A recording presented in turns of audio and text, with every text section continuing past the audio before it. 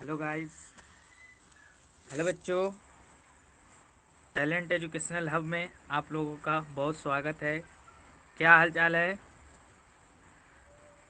आज हम पढ़ेंगे अध्याय 1 रासायनिक अभिक्रिया एवं समीकरण।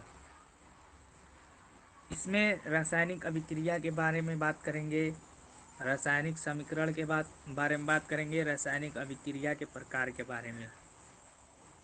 तो जनरली रासायनिक अभिक्रिया एक प्रोसेस है, एक प्रक्रम है जिसके सहायता से या जिसके द्वारा हम किसी पदार्थ को नए पदार्थ में परिवर्तित करते हैं। जैसे कार्बन से कार्बन डाइऑक्साइड का बनना, यह रासायनिक अभिक्रिया होती है, तभी कार्बन से ऑक्सीजन, कार्बन और ऑक्सीजन मिलके रासायनिक अभिक्रिया कार्बन डाइऑक्साइड बनाते हैं। तो वह प्रक्रम जिसके द्वारा एक या एक से अधिक पदार्थ किसी नए पदार्थ में परिवर्तित हो जाते हैं, रासायनिक अभिक्रिया कहलाती है। रासायनिक अभिक्रिया के दो भाग हैं, दो भाग से मिलकर बनी होती है। अभिकारक अभिकारक और एक उत्पाद।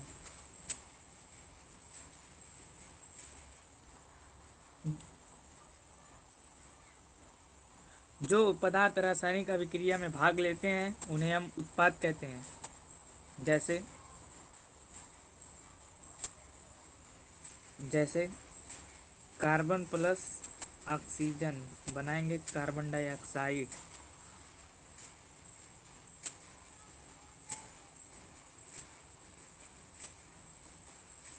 अब कार्बन और ऑक्सीजन रासायनिक अभिक्रिया में भाग लेते हैं तो इन्हें हम कहेंगे अभिकारक। अभिकारक। और रासायनिक अभिक्रिया के बाद जो नया पदार्थ बनता है इसे हम उत्पाद कहते हैं।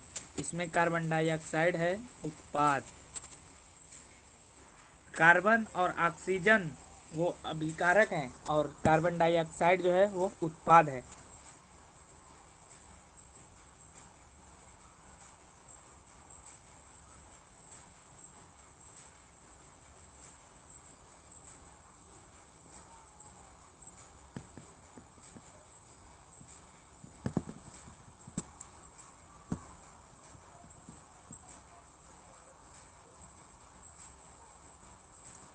अब जो पदार्थ रासायनिक अभिक्रिया में भाग लेते हैं उन्हें उत्पाद कहते हैं, और जो पदार्थ रासायनिक अभिक्रिया के बाद बनते हैं उन्हें अभिकारक कहते हैं। जो उत्पाद की जो उत्पाद का गुण रहेगा अभिकारक का नया गुण हो जाएगा।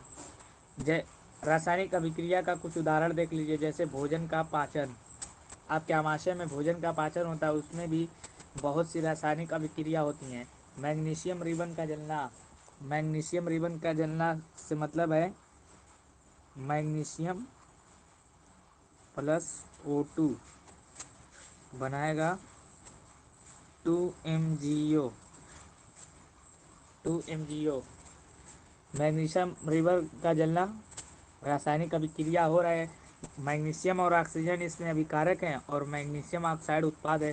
धातु में जंग का लगना, जंग जंग का लगना का मतलब जिसे आप लोग इसे हम धातु का संक्षारण कहते हैं। जैसे बरसात के मौसम में आप लोग देखते होंगे, अगर खुले में वायु के संपर्क में, नमी वायु के संपर्क में अगर आप कोई धातु का टुकड़ा रख देंगे तो उस धातु के टुकड़े में जंग लग जाएगा और वो धीरे धीरे खराब होने लगता है।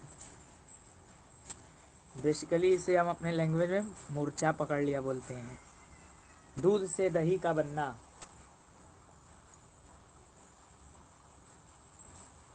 अब हम आते हैं रासायनिक अभिक्रिया के लक्षण, मतलब कैसे पता चलेगा कि रासायनिक अभिक्रिया हुआ है या नहीं हुआ है। इसके रासायनिक अभिक्रिया होने के कुछ लक्षण हैं जिसे यहाँ पर हम डिस्कस करेंगे। तो जब रासायनिक अभिक्रिया होगी तो अवस्था में परिवर्तन होगा।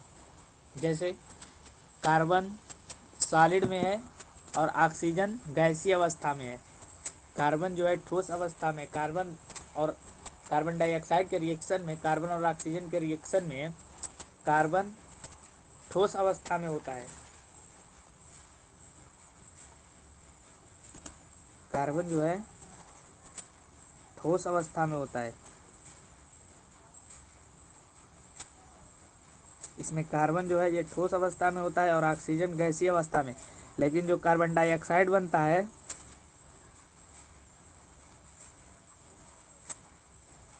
लेकिन ये जो कार्बन डाइऑक्साइड है ये गैसीय अवस्था में होती है। गैसीय अवस्था में, ये ठोस अवस्था में। तो अब जब अवस्था में भी परिवर्तन हो जाता है तो इससे हम अंदाजा लगा देते हैं कि हाँ रासायनिक अभिक्रिया हुई है। उसके बाद रंग में परिवर्तन, रंग में परिवर्तन, रंग में परिवर्तन, ताप में परिवर्तन और गैस का निष्कासन। अब बात करते हैं रासायनिक समीकरण। तो रासायनिक अभिक्रिया को हम, रासायनिक अभिक्रिया में जो भाग लेने वाले पदार्थ हैं या तत्व हैं या यौगिक हैं, उनको हम कुछ संकेत और सूत्रों की सहायता से उसे हम शॉर्टकट में दर्शाते हैं, उसे ही रासायनिक समीकरण कहते हैं। जैसे अगर कार्बन को पूरा कार्बन लिखेंगे, कार्बन प्लस ऑक्सीजन, फिर बनाएंगे कार्बन डाइऑक्साइड, ठीक है। तो हम कार्बन को शॉर्टकट में संक्षिप्त रूप में क्या लिखते हैं, सी, इसका संकेत है सी, ऑक्सीजन का है ओ, ऑक्सीजन चूंकि गैस है ओ टू, O2 के फॉर्म में रहेगी, इसी का इसका मतलब यही है। अब रासायनिक समीकरण जो है दो प्रकार के होते हैं, पहला संतुलित रासायनिक समीकरण और दूसरा असंतुलित रासायनिक समीकरण। संतुलित रासायनिक समीकरण का मतलब बैलेंस केमिकल रिएक्शन और अनबैलेंस केमिकल रिएक्शन। तो संतुलित रासायनिक समीकरण में क्या रहता है कि जितने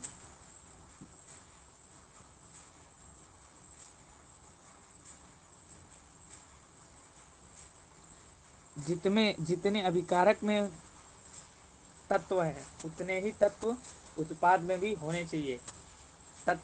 अरे सॉरी, जितने तत्व के परमाणु अभिकारक में है उतने ही तत्व के, इस तत्व के परमाणु अब उत्पाद में भी होने चाहिए। तब अगर नहीं होंगे तो ये असंतुलित होंगे, अगर दोनों बराबर रहेंगे तो संतुलित। जैसे इसमें देख सकते हैं, इसमें कार्बन एक है, इसमें भी कार्बन एक है, और ऑक्सीजन अभिकारक में ऑक्सीजन दो है, उत्पाद में भी ऑक्सीजन दो है, तो इसका मतलब ये समीकरण संतुलित है। संतुलित रासायनिक समीकरण में अभिकारक तथा उत्पादों में विभिन्न तत्वों की परमाणुओं की संख्या बराबर होती है। जैसे मैग्नीशियम प्लस ऑक्सीजन, तो इसमें देखिए मैग्नीशियम भी दो है, मैग्नीशियम भी दो है, और इस उत्पाद में भी मैग्नीशियम दो है, और अभिकारक में भी ऑक्सीजन दो है, उत्पाद में भी ऑक्सीजन दो है। इसका मतलब ये समीकरण जो है वो बैलेंस है। अब रासायनिक समीकरण को संतुलित करने की विधि, तो हमारे सिलेबस में हिंट एंड ट्रायल मेथड है क्लास 10th के सिलेबस में, तो हम उसी को पढ़ेंगे।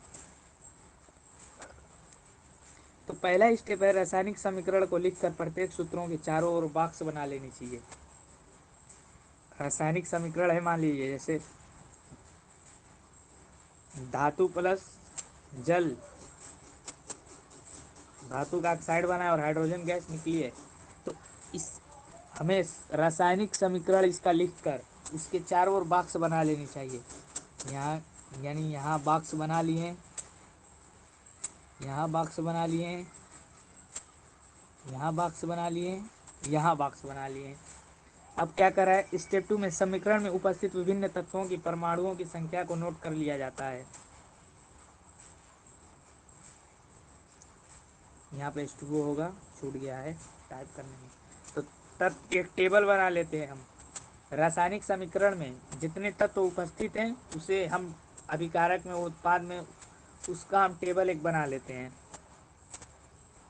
तो अभिकारक में परमाणु कितना है, Fe कितना है, एक है, उत्पाद में भी Fe कितना है, 1 है। 3 Fe, हाँ 3 Fe3O4 है, 3 है। अब अभिकारक में हाइड्रोजन कितना है, 2 है। उत्पाद में हाइड्रोजन कितना है, 2 है। अब अभिकारक में ऑक्सीजन कितनी है, 1 है। अभिकारक में ऑक्सीजन कितना है, 1 है। और उत्पाद में ऑक्सीजन कितना है, 4 है। ये ऑक्सीजन 4 है उत्पाद में।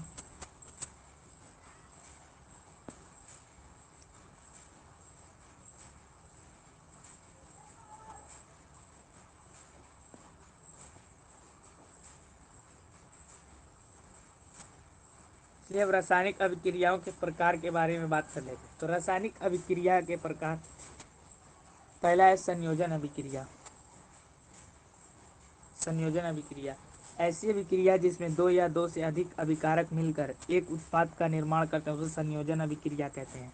जैसे कोयले का दहन, कोयले का मतलब, कोयले का फार्मूला क्या है, कार्बन, और दहन का मतलब ऑक्सीजन की उपस्थिति में ही ना कोई चीज़ जलती है। तो कार्बन इसमें देखिए ठोस अवस्था में है, ऑक्सीजन गैस अवस्था में है, और ये अभिक्रिया करके कार्बन डाइऑक्साइड बनाते हैं। कार्बन डाइऑक्साइड गैसीय अवस्था में है, इसका मतलब अवस्था में परिवर्तन हुआ है, इसलिए हम कह सकते हैं अभिक्रिया हुई है। जल का बनना, H2+O2। इस संयोजन अभिक्रिया का मतलब ये है जब दो या दो से अधिक अभिकारक मिलकर एक उत्पाद बनाते हैं। इसमें अभिकारक देखिए 2 हैं, उत्पाद कितना बना है, 1।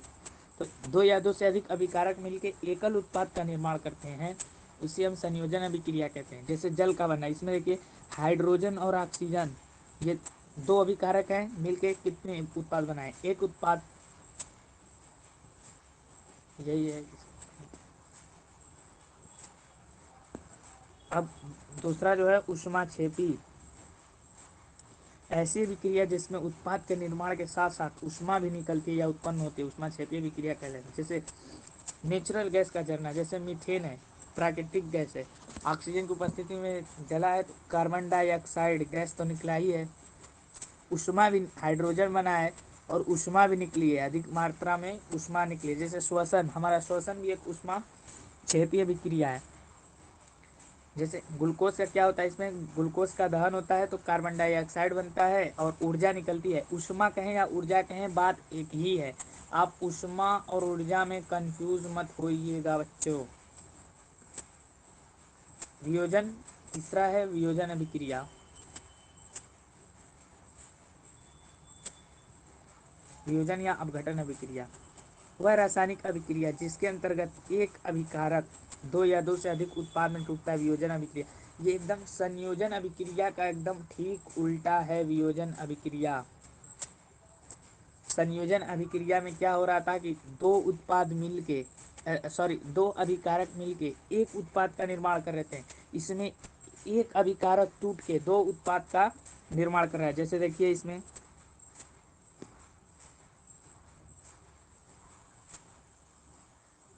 ए है, यानी एक अभिकारक है, ये टूटा है कितने में,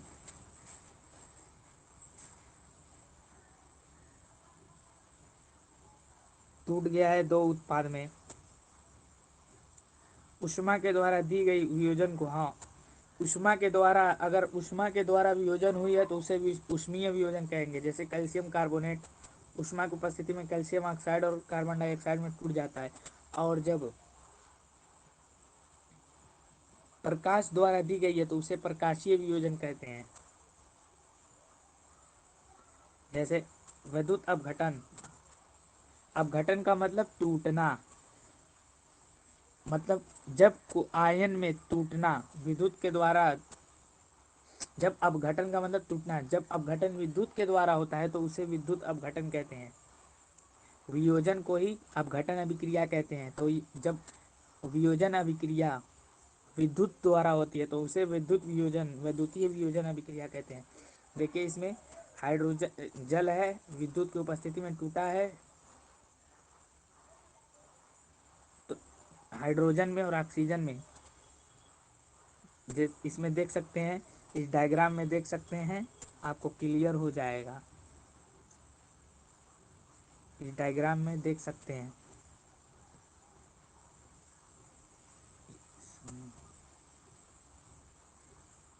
वियोजन अभिक्रिया जब प्रकाश की उपस्थिति में हो, होता है तब उसे प्रकाशिक वियोजन कहते हैं। जैसे सिल्वर क्लोराइड प्रकाश की उपस्थिति में सिल्वर और क्लोराइड में टूट जाता है, सिल्वर और क्लोराइड में टूट जाता है। सिल्वर ब्रोमाइड, सिल्वर और ब्रोमाइड में टूट जाता है। इस अभिक्रिया का उपयोग श्याम श्वेत फोटोग्राफिक में किया जाता है। चलिए गाइस, अब हम बात कर लेते हैं ऊष्माशोषी अभिक्रिया के बारे में। ऊष्माशोषी अभिक्रिया ये है जिस अभिक्रिया जिसमें ऊर्जा की आवश्यकता होती है अभिकारक को तोड़ने के लिए, जैसे प्रकाश, विद्युत, ऊष्माशोषी अभिक्रिया कहलाती है। जैसे ऊष्माक्षेपी अभिक्रिया में क्या हो रहा था, उसमें से अभिक्रिया होने पर ऊर्जा निकल रही थी, लेकिन ऊष्माशोषी में ऊष्माक्षेपी का ठीक उल्टा ही है। ऊष्माशोषी में हमें अभिक्रिया कराने के लिए ऊर्जा देनी पड़ती है या ऊष्मा देनी पड़ती है, इसलिए इसे ऊष्माशोषी मतलब शोषित करना, शोषण करने वाला मतलब ऊष्मा लेने वाला। और ऊष्माक्षेपी मतलब देने वाला, तो उसमें ऊष्मा निकलती है ऊष्माक्षेपी में, और ऊष्माशोषी में ऊर्जा या ऊष्मा को देना पड़ता है। अब बात करते हैं विस्थापन अभिक्रिया। विस्थापन का मतलब है हटाना या हटना। विस्थापन का मतलब हटना। तो वह अभिक्रिया जिसमें एक तत्व दूसरे तत्व को उस तत्व के विलयन से विस्थापित कर देता है, विस्थापन अभिक्रिया कहलाती है। जो अधिक क्रियाशील तत्व, ऐसा नहीं है कि कोई भी आए कोई भी हटा के लेके भाग जाए, ऐसा नहीं है बाबू। जब अधिक क्रियाशील तत्व कम क्रियाशील तत्व को विस्थापित करेगा, न कि कम क्रियाशील तत्व अधिक क्रियाशील तत्व को, और न ही कोई भी तत्व किसी को। समझ में आई बात? मान लो आप लोग दो लोग झगड़ा कर रहे हो, लड़ाई करने गए हो, ठीक है, या मान लो यहाँ पे कुछ रखा है, ठीक है, यहाँ पे कुछ